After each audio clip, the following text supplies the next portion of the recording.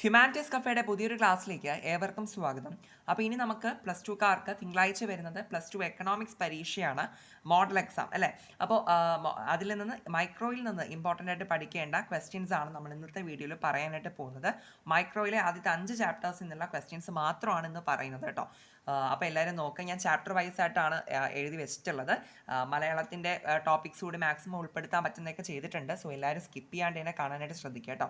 അപ്പോൾ ഒന്നാമത്തെ ചാപ്റ്റർ, മൈക്രോയിലെ ഒന്നാമത്തെ ചാപ്റ്ററിൽ നിന്ന് നമുക്ക് നോക്കേണ്ടത് ഏതാണ്? Central problems of N economy. ഇതെല്ലാവരും പഠിച്ചു കഴിഞ്ഞിട്ടുള്ള ഒരു ചോദ്യമായിരിക്കാം. സമ്പദ്ഘടന അഭിമുഖീകരിക്കുന്ന അടിസ്ഥാന പ്രശ്നങ്ങൾ എന്തെല്ലാമാണ്? 3 പ്രശ്നങ്ങളാണുള്ളത്. ഒരു 3 മാർക്കിനൊക്കെ എന്താക്കാം, ചോദിക്കാൻ ചാൻസ് ഉണ്ട്. സോ അത് പഠിച്ചു വെക്കുക. ഇനി അതുപോലെ തന്നെ ആ ചാപ്റ്ററിൽ നിന്ന് PPC, പ്രൊഡക്ഷൻ പോസിബിലിറ്റി കർവ് അല്ലേ, അല്ലെങ്കിൽ മലയാളത്തിൽ നമുക്കതിനെ ഉത്പാദന സാധ്യത പരിധി എന്ന് പറയാം. ആ PPC പഠിക്കുമ്പോൾ അതിൻ്റെ ഡെഫിനീഷൻ, അതുപോലെ തന്നെ ആ കർവ് എങ്ങനെ വരയ്ക്കുക എന്നുള്ള കാര്യം കൂടി നിങ്ങൾ പഠിച്ചു വെച്ചേക്കുക കേട്ടോ. ഇനി അതുപോലെ തന്നെ അതിനകത്ത് ലാസ്റ്റ് 3 എക്കോണമീസിനെ പറ്റി പഠിക്കുന്നുണ്ട്. Socialist economy, mixed economy, capitalist economy. അപ്പോൾ ഈ 3 എക്കോണമീസിനെ പറ്റിയിട്ട് നിങ്ങൾ പഠിച്ചിട്ട് പോവുക. നമുക്ക് 1 വേർഡ്സിനകത്തോ അല്ലെങ്കിൽ 2 മാർക്സ് 4 മാർക്സ് ആ ഒരു സെക്ഷനകത്തോ ഒക്കെ നമുക്ക് ഇതിൽ നിന്ന് ചോദിക്കാൻ ചാൻസ് ഉണ്ട് കേട്ടോ, ഈ ഒരു 3 എക്കോണമീസ് ബേസ് ചെയ്തിട്ട്.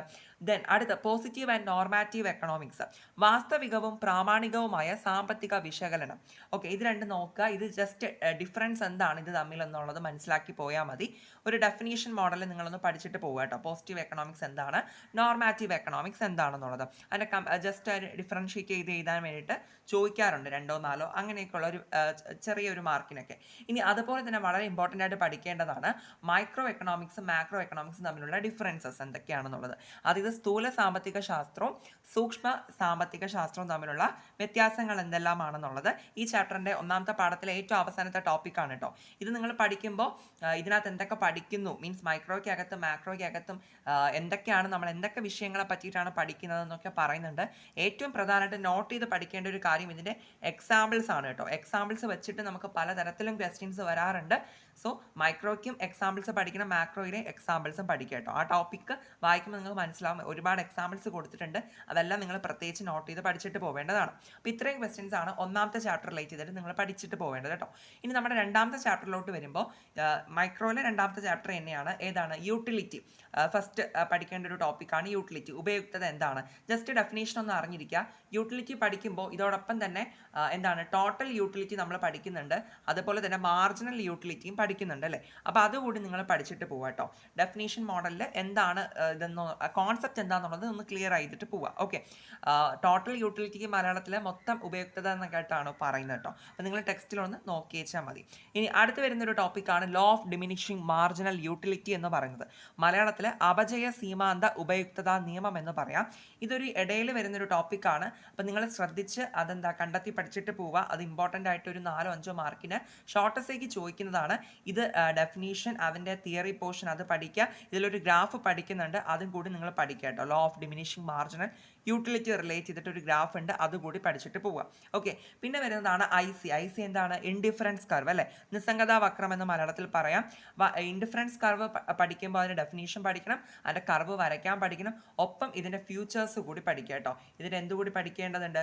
ഫ്യൂച്ചേഴ്സ്, സവിശേഷതകൾ കൂടി നിങ്ങൾ എന്ത് ചെയ്യണം, പഠിച്ചിട്ട് വേണം പോകാനായിട്ട്. ഇൻഡിഫറൻസ് കർവിൻ്റെ അത് 4 മാർക്കിനൊക്കെ ഷോർട്ടസ്റ്റ് ആയിട്ട് ചോദിക്കുന്ന ഒരു ക്വസ്റ്റ്യൻ തന്നെയാണ്. ഇനി ബഡ്ജറ്റ് പ്രോബ്ലം, അതായത് നമ്മുടെ ബഡ്ജറ്റിനെ പറ്റിയിട്ട് ഈ ഒരു ചാപ്റ്ററിൽ പഠിക്കുന്നുണ്ട്. ബഡ്ജറ്റ് റിലേറ്റ് ചെയ്തിട്ട് ഒരു കണക്ക് വരാൻ ചാൻസ് ഉണ്ട്. അപ്പോൾ ഞാനൊന്ന് ടിക്ക് ചെയ്ത് വെക്കാം. 8 മാർക്കിനായിരിക്കും വരുന്നുണ്ടാവുക, അല്ലെങ്കിൽ ഒരു 5 6 മാർക്കിനായിട്ടും ചോദിക്കാം. ബഡ്ജറ്റ് റിലേറ്റ് ചെയ്തിട്ട് നമ്മുടെ മറ്റേ എന്താണ് ഇത് വെർട്ടിക്കൽ ഇൻ്റർസെപ്റ്റ്, ഹൊറിസോണ്ടൽ ഇൻ്റർസെപ്റ്റ്, അങ്ങനെ budget line equation, budget line വരയ്ക്കാനും ഒക്കെ നമ്മൾ പഠിക്കുന്നുണ്ടല്ലോ. അതൊക്കെ വെച്ചിട്ടാണ് നമുക്ക് കണക്ക് ചോദിക്കുക. അതെല്ലാവരും ചെയ്ത് പഠിച്ചിട്ട് പോകുക കേട്ടോ. നമ്മുടെ ചാനലിൽ കണക്ക് അത് അപ്ലോഡ് ചെയ്തിട്ടുണ്ട് കേട്ടോ, വീഡിയോ. ഓക്കെ, ഇനി അടുത്ത് പഠിക്കേണ്ടതാണ് കൺസ്യൂമേഴ്സ് ഇക്വിലിബ്രിയം, ഉപഭോക്താവിൻ്റെ അനുകൂലതമ തിരഞ്ഞെടുപ്പ്. ഓക്കെ, അല്ലെങ്കിൽ ഇതിനെ optimal choice of the consumer എന്നും ഇംഗ്ലീഷിൽ പറയാറുണ്ട്. ഇതൊരു 8 മാർക്കിൻ്റെ എസ്സേ ചോദ്യമാണ്. ഇതിനകത്ത് ഇതിൻ്റെ തിയറി പോർഷൻ പഠിക്കണം, അതുപോലെ തന്നെ ഇതിനകത്തൊരു ഇമ്പോർട്ടൻറ്റ് ഗ്രാഫും വരുന്നുണ്ട്. ഇത് റിലേറ്റ് ചെയ്തിട്ട് അത് നിങ്ങൾ പഠിക്കുക. ഇത് നമുക്ക് 8 മാർക്കിന് വന്നില്ല എന്നുണ്ടെങ്കിൽ ഷോർട്ടസ്റ്റ് ആയിട്ടെങ്കിലും വരാൻ ചാൻസ് ഉണ്ട് കേട്ടോ. ഇനി അടുത്ത് വരുന്നതാണ് ഫാക്ടേഴ്സ് ഡിറ്റർമിനിങ് ഡിമാൻഡ്. ഓക്കെ, അതായത് നമ്മുടെ ഡിമാൻഡിനെ അഫക്റ്റ് ചെയ്യുന്ന ഫാക്ടേഴ്സ് ഏതൊക്കെയാണെന്നുള്ളതാണ്. ചോദനത്തെ സ്വാധീനിക്കുന്ന ഘടകങ്ങൾ എന്തെല്ലാമാണെന്നുള്ളത് അത് നിങ്ങൾ പഠിക്കുക. ഈ ഒരു സെക്ഷനകത്ത് നിന്ന് കൂടുതലായിട്ടും 1 വേർഡ്സ് ആണ് ചോദിച്ച് കണ്ടിട്ടുള്ളത് കേട്ടോ. ഓക്കെ, അപ്പോൾ അത് നിങ്ങൾ നോക്കിയിട്ട് പോവുക. ഇനി അടുത്ത് വരുന്നതാണ് ചേഞ്ചസ് ഇൻ ഡിമാൻഡ്. ഒരു കാര്യം കൂടി, ഈ ഒരു ഫാക്ടേഴ്സ് ഡിറ്റർമിനിങ് ഡിമാൻഡിനകത്ത് 1 വേർഡ്സും വരാം, 2 മാർക്സ് ക്വസ്റ്റ്യൻസ് ഇല്ലേ, അതിനകത്തൊക്കെ വരാറുണ്ട് കേട്ടോ. അപ്പോൾ നിങ്ങൾ പ്രത്യേകം ഒന്ന് നോക്കിയിട്ട് പോണേ ആ ഒരു topic. Then changes in demand, ചോദന വക്രത്തിലെ മാറ്റം എന്നുള്ളതാണ് നെക്സ്റ്റ് പഠിക്കേണ്ട ഒരു ക്വസ്റ്റ്യൻ എന്ന് പറയുന്നത്. അപ്പോൾ ഇത് ഇമ്പോർട്ടൻ്റ് ആണ്, ഒരു ഷോർട്ടസ് ആയിട്ട് കണക്കാക്കി പഠിച്ചിട്ട് പോവുക. ഡിമാൻഡിൽ ഉണ്ടാവുന്ന ചേഞ്ചസ്, ഓക്കെ, 4 മീൻസ് ഒരു മൂവ്മെൻറ്റും ഉണ്ടാവുന്നുണ്ട്, ഷിഫ്റ്റും ഉണ്ടാവുന്നുണ്ട്. ഒരു 4 ഗ്രാഫ് ഈ ഒരു ടോപ്പിക്ക് റിലേറ്റ് ചെയ്തിട്ട് പഠിക്കാനുണ്ട്. ആ 4 ഗ്രാഫും ഇമ്പോർട്ടൻ്റ് ആണ്. എന്തായാലും ഒരു ഷോർട്ടസൊക്കെ ചോദിച്ചു കഴിഞ്ഞാൽ ഗ്രാഫ് കൂടി വരച്ച് കഴിഞ്ഞാൽ മാത്രം 4 വരച്ചാൽ മാത്രമാണ് നമുക്കവിടെ ഫുൾ മാർക്ക് കിട്ടുള്ളൂ. അപ്പോൾ പ്രത്യേകിച്ച് നോട്ട് ചെയ്ത് പഠിച്ചിട്ട് പോകാം കേട്ടോ. ഇനി നെക്സ്റ്റ് വരുന്നതാണ് പ്രൈസ് ഇലാസ്റ്റിസിറ്റി ഓഫ് ഡിമാൻഡ്. ഈ ഒരു ചാപ്റ്ററിൻ്റെ അവസാന ഭാഗത്ത് വരുന്ന ഒരു ടോപ്പിക്കാണ്. എന്താണ് നമ്മുടെ വില ഇലാസ്തികത എന്ന് മലയാളത്തിൽ പറയാം. ഓക്കെ, അപ്പോൾ പ്രൈസ് ഇലാസ്റ്റിസിറ്റി എന്ന് പറയുമ്പോൾ 5 ടൈപ്പ് ഇലാസ്റ്റിസിറ്റി ഉണ്ട്. ഇതൊരു ഷോർട്ടസേക്ക് ചോദിക്കുന്ന ഒരു ക്വസ്റ്റ്യൻ ആണ്. 5 ടൈപ്പ് ഇലാസ്റ്റിസിറ്റി ഉണ്ട്. ഞാൻ സെപ്പറേറ്റ് ആയിട്ട് റീസെൻ്റ് ആയിട്ട് ഒരു വീഡിയോ ചെയ്തിട്ടുണ്ട് ഇതിനെ പറ്റിയിട്ട്. സോ 5 ടൈപ്പ് ഇലാസ്റ്റിസിറ്റിനെ പറ്റിയിട്ട് നിങ്ങൾ പഠിച്ചിട്ട് പോകണം. 5 ടൈപ്പ് ഇലാസ്റ്റിസിറ്റി റിലേറ്റ് ചെയ്തിട്ട് 5 ഗ്രാഫുകളൂടെ ഉണ്ട് കേട്ടോ. ആ ടോപ്പിക് എടുത്താൽ മതി, നിങ്ങൾക്ക് മനസ്സിലാക്കാൻ പറ്റും. ഓക്കെ, അപ്പോൾ അത് നിങ്ങൾ ഒരു തിയറി കണക്കാക്കി പഠിച്ചിട്ട് പോവുക ഒരു ഷോർട്ടസ്റ്റ് ലെവലിൽ. അതോടൊപ്പം തന്നെ ഈ ഒരു പ്രൈസ് ഇലാസ്റ്റിസിറ്റി റിലേറ്റ് ചെയ്തിട്ട് ഒരു കണക്കും ചോദിക്കാറുണ്ട്, ഒരു പ്രോബ്ലവും വരാറുണ്ട് കേട്ടോ, ഡിമാൻഡിൻ്റെ പ്രൈസ് ഇലാസ്റ്റിസിറ്റി കാണാൻ വേണ്ടിയിട്ട്. അപ്പോൾ അതുകൂടി നിങ്ങൾ പഠിച്ചിട്ട് പോവുക കേട്ടോ. സോ എന്തൊക്കെ പഠിക്കണം? പ്രൈസ് ഇലാസ്റ്റിസിറ്റി റിലേറ്റ് ചെയ്തിട്ട് ആ ഒരു തിയറി പോർഷനും പഠിക്കുക. അതായത് 5 പ്രൈസ് ഇലാസ്റ്റിസിറ്റിനെ പറ്റിയിട്ട് പഠിക്കുന്നുണ്ട്, അതിൻ്റെ 5 ഗ്രാഫുകളും പറയുന്നുണ്ട്. അതോടൊപ്പം തന്നെ എങ്ങനെയാണ് പ്രൈസ് ഇലാസ്റ്റിസിറ്റി കണ്ടെത്തുക, ഓക്കെ, ആ ഒരു ഇക്വേഷൻ ഉൾപ്പെടെ ഉള്ള കാര്യങ്ങൾ കണക്ക് ചെയ്യാൻ കൂടി പഠിച്ചിട്ട് പോവുക. ഒരു ഷുവറായിട്ടൊരു കണക്ക് ആ ഒരു ടോപ്പിക്ക് റിലേറ്റ് ചെയ്തിട്ട് വരാറുണ്ട് കേട്ടോ. അപ്പോൾ ഇത്രയാണ് രണ്ടാമത്തെ ചാപ്റ്റർ റിലേറ്റ് ചെയ്തിട്ട് പഠിച്ചിട്ട് പോകേണ്ടത്. അത്യാവശ്യം വെയിറ്റേജ് ഉള്ള ചാപ്റ്ററാണ് രണ്ടാമത്തെ ചാപ്റ്റർ. അപ്പോൾ മാക്സിമം പറഞ്ഞ കാര്യങ്ങളെല്ലാം മാക്സിമം കവർ ചെയ്ത് തന്നെ പഠിച്ചിട്ട് പോകാം കേട്ടോ. ദെൻ ഇനി മൂന്നാമത്തെ ചാപ്റ്റർ എന്ന് പറയുന്നത് ഇതാണ്, പ്രൊഡക്ഷൻ ആൻഡ് കോസ്റ്റ് ആണ്. അത് റിലേറ്റ് ചെയ്തിട്ട് TPAP-MB, അതായത് total product, average product, marginal product, ഇത് മൂന്നും റിലേറ്റ് ചെയ്തിട്ട് 1 വേർഡ്സോ ഇതിൻ്റെയൊക്കെ ഷേപ്പ് ചോദിക്കാം 1 വേർഡ്സ് ആയിട്ട്. ഇതൊക്കെ ഓരോ കർവുകളാണ്. ഓക്കെ, സോ ഇതിൻ്റെ ഇതുപോലെ തന്നെ ഇതിൻ്റെ എന്താണ് നമ്മുടെ പ്രോബ്ലം വരാറുണ്ട് കേട്ടോ. അതായത് കണക്കും ചോദിക്കാറുണ്ട്. സോ അതുകൂടി നിങ്ങൾ എന്ത് ചെയ്യുക, നിങ്ങൾ നോക്കിയിട്ട് പോവുക TPAP-MB റിലേറ്റ് ചെയ്തിട്ട് കേട്ടോ. ദെൻ അതുപോലെ തന്നെ അടുത്ത് വരുന്ന 8 മാർക്കിൻ്റെ ഒരു ഇമ്പോർട്ടൻ്റ് ആയിട്ടുള്ള ഒരു എസ്സേ ടോപ്പിക്കാണ് ലോ ഓഫ് വേരിയബിൾ പ്രൊപ്പോർഷൻ എന്ന് പറയുന്നത്, അല്ലെങ്കിൽ law of diminishing marginal product എന്ന് പറയാം. ദറ്റ് ഈസ് അപജയ സീമാന്ത ഉൽപ്പന്ന നിയമവും വിഭേദ അനുപാത നിയമവും എന്ന് നമുക്ക് പറയാം. ഓക്കെ, 8 മാർക്കിന് വന്നില്ല എന്നുണ്ടെങ്കിൽ ഉറപ്പായിട്ടും ഞാൻ എപ്പോഴും പറയുന്ന പോലെ ഷോർട്ടസ്റ്റ് ആയിട്ട് വരാൻ ചാൻസ് ഉണ്ട്.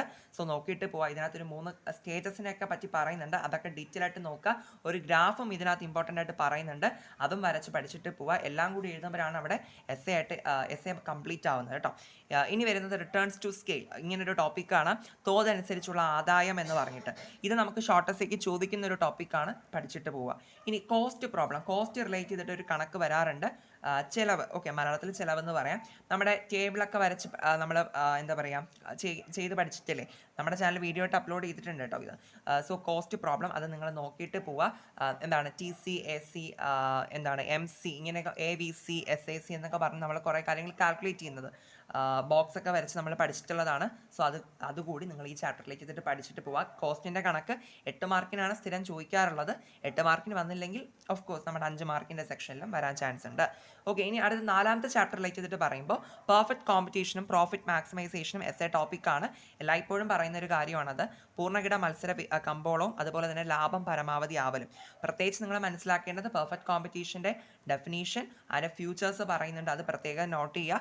ആൻഡ് ഓൾസോ പ്രോഫിറ്റ് മാക്സിമൈസേഷൻ എന്ന് പറയുമ്പോൾ ലാഭം പരമാവധി ആവാനുള്ള 3 കണ്ടീഷൻസ് ഇതിനകത്ത് പറയുന്നുണ്ട്. ആ 3 കണ്ടീഷൻസ് ഉൾപ്പെടെ നമുക്ക് ചോദിക്കുന്നതാണ്, അത് ഉൾപ്പെടെ നമ്മൾ എഴുതണം. ആ 3 കണ്ടീഷൻസ് മാത്രമായിട്ട് സെപ്പറേറ്റ് ആയിട്ട് ഒരു 3 മാർക്കിനും ചോദിക്കാറുണ്ട്.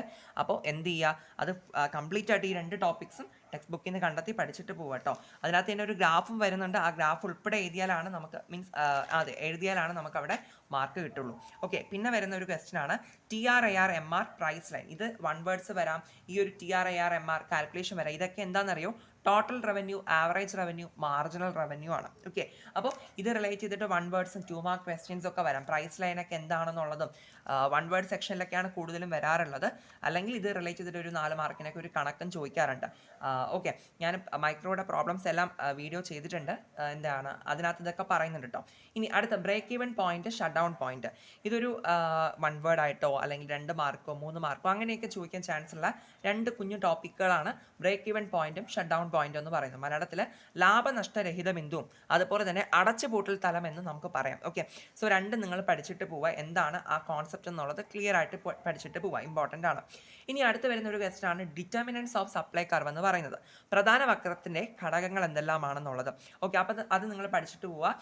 എന്താ പറയുക, ടെക്നോളജി, ഇൻപുട്ട്, പ്രൈസ് എന്നൊക്കെ പറഞ്ഞിട്ടാണ് അതിൻ്റെ ഘടകങ്ങൾ പറയുന്നത്. അതൊരു ഷോർട്ടസ്റ്റ് ആയിട്ട് ചോദിക്കാൻ ചാൻസ് ഉള്ള ഒരു ടോപ്പിക്കാണ് കേട്ടോ. ഇനി അടുത്ത് ജോമെട്രി, അതായത് ഈ ഒരു ചാപ്റ്ററിൻ്റെ 4ാമത്തെ പാഠത്തിൻ്റെ ഏറ്റവും അവസാന ഭാഗത്ത് ജോമെട്രിക് മെത്തേഡ് എന്ന് പറഞ്ഞിട്ടൊരു ടോപ്പിക്കാണ്, ജ്യാമിതീയ രീതി എന്ന് പറഞ്ഞിട്ട്.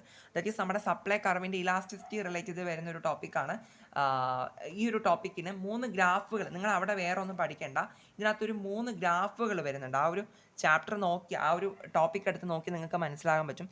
ആ 3 ഗ്രാഫുകൾ നിങ്ങൾ വരയ്ക്കാൻ പഠിച്ചിട്ട് പോവുക. അത് ചോദിക്കാറുണ്ട് കേട്ടോ. ഓക്കെ, സപ്ലൈനെ ജാമിതീയ രീതിയിലൂടെ നമ്മൾ എന്താണ് മീൻസ് ഗ്രാഫിലൂടെ നമ്മൾ റെപ്രസെൻറ്റ് ചെയ്യുന്നതാണ്. ഓക്കെ, അതുകൊണ്ട് അത് നിങ്ങൾ നോക്കിയിട്ട് പോകാം 3 ഗ്രാഫുകൾ. ഇനി price elasticity of supply relate ചെയ്തിട്ട് നമുക്കൊരു കണക്ക് ചോദിക്കാറുണ്ട് കേട്ടോ. നമ്മുടെ ഡിമാൻഡിൻ്റെ പ്രൈസ് ഇലാസ്റ്റിസിറ്റി ഞാൻ പറഞ്ഞായിരുന്നല്ലോ. അവിടെ നമുക്ക് തിയറിയും പഠിക്കണം, അതുപോലെ തന്നെ ഒരു കണക്കും ഉണ്ടെന്ന് പറഞ്ഞു, 5 ഗ്രാഫൊക്കെ ഉണ്ടെന്ന് പറഞ്ഞു. എന്നാൽ സപ്ലൈയിലോട്ട് വരുമ്പോൾ എന്താണ് പറയുക, അതേ സെയിം ഇക്വേഷനൊക്കെ തന്നെയാണ്, സെയിം രീതിയിലാണ് കണക്ക് ചെയ്യുന്നതും. സോ ആ ഒരു കണക്ക് മാത്രം നിങ്ങൾ എന്ത് ചെയ്യുക, പഠിച്ചിട്ട് പോയാൽ മതിയാവും. ഓക്കെ, ഇനി 5ാമത്തെ ചാപ്റ്ററിലോട്ട് പോകുമ്പോൾ, അപ്പോൾ അതാണ് കേട്ടോ 4ാമത്തെ ചാപ്റ്റർ അതോടുകൂടി തീർന്നു. പിന്നെ 5ാമത്തെ ചാപ്റ്ററിലോട്ട് വരുമ്പോൾ ഏതാണ് മാർക്കറ്റ്, ഞാൻ ഇവിടെ കുറച്ച് കുഞ്ഞു കുഞ്ഞു ടോപ്പിക്കുകൾ എഴുതി വെച്ചിട്ടുണ്ട്. ഇതൊക്കെ നിങ്ങൾ ഡെഫിനീഷൻ കണക്കാക്കി നിങ്ങളൊന്ന് പഠിച്ചിട്ട് പോവുക. ഒന്ന് മാർക്കറ്റ് ഇക്വിലിബ്രിയം പ്രൈസ് എന്താണ്, ഇക്വിലിബ്രിയം ക്വാണ്ടിറ്റി എന്താണ്, എക്സസ് ഡിമാൻഡ് എന്താണ്, എക്സസ് സപ്ലൈ എന്താണ്. ഇതൊക്കെ 1 വേർഡ്സ് ആയിട്ടോ 2 മാർക്സ് ആയിട്ടോ ഒക്കെ ചോദിക്കാൻ ചാൻസ് ഉള്ള ചെറിയ ചെറിയ ടോപ്പിക്കുകളാണ്. ഇത് നിങ്ങൾ എന്ത് ചെയ്യുക, ഇതിൻ്റെ ഡെഫിനീഷൻ എന്താണെന്നുള്ളത് ക്ലിയർ ആയിട്ട്, കോൺസെപ്റ്റ് എന്താണെന്നുള്ളത് ക്ലിയർ ആയിട്ട് പഠിച്ചിട്ട് പോവുക കേട്ടോ. നമുക്ക് എവിടെയെങ്കിലുമൊക്കെ ഇതിൽ ഏതെങ്കിലുമൊക്കെ വരാൻ ചാൻസ് ഉണ്ട്. ഇനി ഇതിനകത്ത് ഒരുപാട് ഗ്രാഫുകൾ പഠിക്കാനുണ്ട് ഈ 5ാമത്തെ ചാപ്റ്ററിൽ. അപ്പോൾ അതിൽ ഏതെങ്കിലുമൊക്കെ 1 2 ഒക്കെ ചോദിക്കാൻ ചാൻസ് ഉണ്ട് ഒരു ഷോർട്ട് എസ്സേ മോഡലിൽ. അത് ഏതൊക്കെയാണെന്ന് വെച്ചിട്ടുണ്ടെങ്കിൽ നമുക്ക് ഡിമാൻഡിൽ ഉണ്ടാകുന്ന ഷിഫ്റ്റിനെ പറ്റി പഠിക്കുന്നുണ്ട്, മീൻസ് ഗ്രാഫുകൾ വരയ്ക്കാൻ പഠിക്കുന്നുണ്ട്. അതുപോലെ തന്നെ സപ്ലൈ, അതാണ് SS എന്ന് എഴുതിയിട്ടുള്ളത്, സപ്ലൈ കർവിൽ ഉണ്ടാകുന്ന ഷിഫ്റ്റ് പഠിക്കുന്നുണ്ട്. അതുപോലെ തന്നെ simultaneous shift in demand and supply, demand കർവും സപ്ലൈ കർവും ഒരുമിച്ച് ഷിഫ്റ്റ് ചെയ്യുമ്പോൾ, ഒരുമിച്ച് ചേഞ്ച് ആകുമ്പോൾ ഉള്ള ഒരുപാട് ഗ്രാഫുകളെ പറ്റിയും പഠിക്കുന്നുണ്ട്.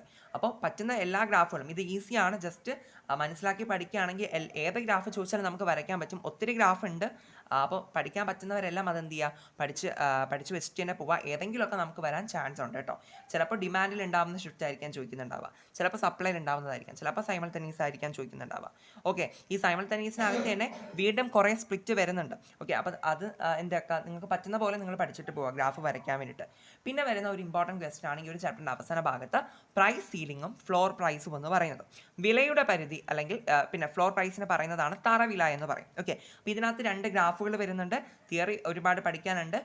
സോ അത് നിങ്ങൾ കംപ്ലീറ്റ് ആയിട്ട് പഠിച്ചിട്ട് പോകുക. ഒരു 8 മാർക്കിന് ചോദിക്കുന്ന ഒരു എസ്സേ ടോപ്പിക്കാണ്. 8 മാർക്കിന് വന്നില്ലെങ്കിൽ എന്താ പറയുക, ആസ് യൂഷ്വൽ നമ്മുടെ ഷോർട്ട് എസ്സേ ലെവലിൽ 5 മാർക്കിനോ 4 മാർക്കിനോ ഒക്കെ ചോദിക്കാനും ചാൻസ് ഉണ്ട്. ഓക്കെ, അപ്പോൾ 2 ടോപ്പിക്സ് നിങ്ങൾ പഠിക്കുക, 2 ചേർത്ത് നമുക്ക് ചോദിക്കുക, അല്ലെങ്കിൽ ഏതെങ്കിലും സെപ്പറേറ്റ് ആയിട്ടും ചോദിക്കാൻ ചാൻസ് ഉണ്ട്. ക്ലിയർ, ഗ്രാഫുകൾ ഉൾപ്പെടെ അവിടെ പഠിച്ചിട്ട് പോവാം. ഓക്കെ, അപ്പോൾ ഇത്രയൊക്കെയാണ് നമ്മുടെ മൈക്രോ എക്കണോമിക്സ് റിലേറ്റ് ചെയ്തിട്ട് പ്രധാനമായിട്ട് നിങ്ങൾ മോഡൽ എക്സാം സ്പെഷ്യലൈസ് ചെയ്തിട്ട് പഠിച്ചിട്ട് പോവേണ്ട കാര്യങ്ങളെന്ന് പറയുന്നത്. മാക്സിമം ഇമ്പോർട്ടൻറ്റ് ക്വസ്റ്റ്യൻസ് എല്ലാം പറഞ്ഞിട്ടുണ്ട് കേട്ടോ, ചാപ്റ്റർ വൈസ് ആയിട്ട്. അപ്പം നിങ്ങളിത് നോക്കി പഠിച്ച് തുടങ്ങുക, ഇപ്പോഴേ പഠിച്ച് തുടങ്ങുക. കാരണം ഒത്തിരി കാര്യങ്ങൾ നമുക്ക് പഠിക്കാനുണ്ട് എക്കണോമിക്സിൽ. പിന്നെ നമ്മൾ നാളെ എന്താണ് മാക്രോയിലുള്ള ഇമ്പോർട്ടൻറ്റ് ക്വസ്റ്റ്യൻസ് നാളെ നമ്മളെ വീഡിയോ ആയിട്ട് ചെയ്യുന്നുണ്ടായിരിക്കും കേട്ടോ. അപ്പോൾ നിങ്ങൾ സബ്സ്ക്രൈബ് ചെയ്ത് സപ്പോർട്ട് ചെയ്യുക. പിന്നെ ഒരു കാര്യം കൂടി എക്സ്ട്രാ പറയുവാണ്, നമ്മുടെ എന്താ പറയുക, ഈ വരുന്ന മോഡൽ എക്സാമിന് +2 എക്കണോമിക്സ് റിലേറ്റ് ചെയ്തിട്ട് നിങ്ങൾ ഇമ്പോർട്ടൻ്റ് ആയിട്ട് പഠിക്കേണ്ട എസ്സേ ടോപ്പിക്കുകൾ, മീൻസ് 8 മാർക്കിൻ്റെ എസ്സേ ടോപ്പിക്കുകൾ ഞാൻ സ്പെഷ്യലൈസ് ചെയ്ത്, മീൻസ് അത് കുറച്ചുകൂടി നിങ്ങൾക്ക് എന്താ പറയുക പെട്ടെന്ന് മനസ്സിലാക്കാൻ പറ്റുമല്ലോ എസ്സേ ടോപ്പിക്കുകൾ ഏതൊക്കെയാണെന്നുള്ളത്. ഞാൻ അങ്ങനെ സ്പെഷ്യലൈസ് ചെയ്ത ഒരു വീഡിയോ ചെയ്തിട്ടുണ്ട്. ഞാൻ ആ ഒരു വീഡിയോയുടെ ലിങ്ക് എന്ത് ചെയ്യാം, കമൻറ്റ് ബോക്സിലും അതുപോലെ തന്നെ ഡിസ്ക്രിപ്ഷൻ ബോക്സിലും പിൻ ചെയ്ത് കൊടുത്തേക്കാം. അപ്പോൾ അത് നിങ്ങളൊന്ന് കണ്ടു നോക്കുക. അപ്പോൾ നിങ്ങൾക്ക് എസ്സേ ടോപ്പിക്സുകൾ ഏതൊക്കെയാണെന്നുള്ളത് പെട്ടെന്നൊന്ന് മനസ്സിലാക്കാൻ പറ്റും. അതിനകത്ത് മൈക്രോ മാത്രമല്ല മാക്രോ ഉൾപ്പെടെയുള്ള കാര്യങ്ങൾ പറയുന്നുണ്ട്. ആ വീഡിയോ എല്ലാവരും ഒന്ന് കണ്ടു നോക്കുക കേട്ടോ, ജസ്റ്റ് ഒന്ന് കണ്ടു നോക്കുക. എന്താണ് ജസ്റ്റ് ടോപ്പിക്സ് മാത്രമാണ് പറഞ്ഞു പോകുന്നത്, ഇംഗ്ലീഷും മലയാളത്തിലൊക്കെ പറയുന്നുണ്ട്. ജസ്റ്റ് ഒന്ന് കണ്ടു നോക്കുക. അപ്പോൾ നിങ്ങൾക്ക് എസ്സേ ടോപ്പിക്സ് ഏതൊക്കെയാണെന്നുള്ള ഒരു ഐഡിയ നിങ്ങൾക്ക് കിട്ടും. ഓക്കെ, പിന്നെ അതുപോലെ തന്നെ നമ്മുടെ +2 എക്കണോമിക്സിൻ്റെ ചാപ്റ്റർ വൈസ് വെയിറ്റേജിൻ്റെ, മീൻസ് ഓരോ ചാപ്റ്ററിനും എത്ര മാർക്കിന് ഓരോ ചാപ്റ്ററിൽ നിന്നും ക്വസ്റ്റ്യൻസ് വരാം എന്നടങ്ങുന്ന ഒരു വെയിറ്റേജിൻ്റെ വീഡിയോ ചെയ്തിട്ടുണ്ട്. ആ ഒരു വീഡിയോ ഞാൻ എന്ത് ചെയ്യാം, ഡിസ്ക്രിപ്ഷനിൽ പിൻ ചെയ്ത് കൊടുത്തേക്കാം. അപ്പോൾ നിങ്ങൾക്ക് വെയിറ്റേജ് അറിഞ്ഞ് പഠിക്കണമെന്നുള്ളവർക്ക് അതും എന്താണ് യൂസ്ഫുൾ ആയിരിക്കുമല്ലോ ആ ഒരു വീഡിയോ. പിന്നെ അതുപോലെ തന്നെ മൈക്രോ റിലേറ്റ് ചെയ്തിട്ട് അത്യാവശ്യം എന്താ പറയുക പ്രോബ്ലംസിൻ്റെ വീഡിയോസും ഇമ്പോർട്ടൻ്റ് ആയിട്ടുള്ള ഗ്രാഫുകളുടെ വീഡിയോ ഒക്കെ ചേർത്തിട്ട് ഞാനൊരു പ്ലേലിസ്റ്റ് ക്രിയേറ്റ് ചെയ്തിട്ടുണ്ട് കേട്ടോ. അപ്പോൾ അത് നിങ്ങൾ ചെക്ക് ചെയ്ത് കഴിഞ്ഞാൽ നിങ്ങൾക്ക് മനസ്സിലാക്കാൻ പറ്റും. പിന്നെ മാക്രോയിൽ നിന്നുള്ള ഇമ്പോർട്ടൻറ്റ് ഗ്രാഫ്സുകളും ഒക്കെ ആ ഒരു പ്ലേലിസ്റ്റിനകത്ത് ഒരുപാട് വീഡിയോസ് ഇട്ടിട്ടുണ്ട്. സോ അതൊക്കെ ഉണ്ടെന്നുണ്ടെങ്കിൽ ഒന്ന് കണ്ടു നോക്കാം കേട്ടോ. ഓക്കെ, അപ്പോൾ ഇത്രയൊക്കെയാണ് പറയാനുള്ളത്. അപ്പോൾ ഇനി നാളെ നമ്മുടെ മൈക്രോയിൽ നിന്നുള്ള പ്രധാനപ്പെട്ട ക്വസ്റ്റ്യൻസ് ആയിട്ട് വരാം. ഓക്കെ, എന്തായാലും ഞാൻ പറഞ്ഞ കാര്യങ്ങളൊക്കെ ഡിസ്ക്രിപ്ഷനിൽ കൊടുത്തിട്ടുള്ള വീഡിയോസൊക്കെ ഒന്ന് കണ്ടു നോക്കുക. എന്തായാലും നിങ്ങൾക്ക് എവിടെയെങ്കിലുമൊക്കെ അത് എന്തായാലും യൂസ്ഫുൾ ആയിട്ടുണ്ടായിരിക്കും കേട്ടോ. സോ അത്രയേ ഉള്ളൂ. Thank you.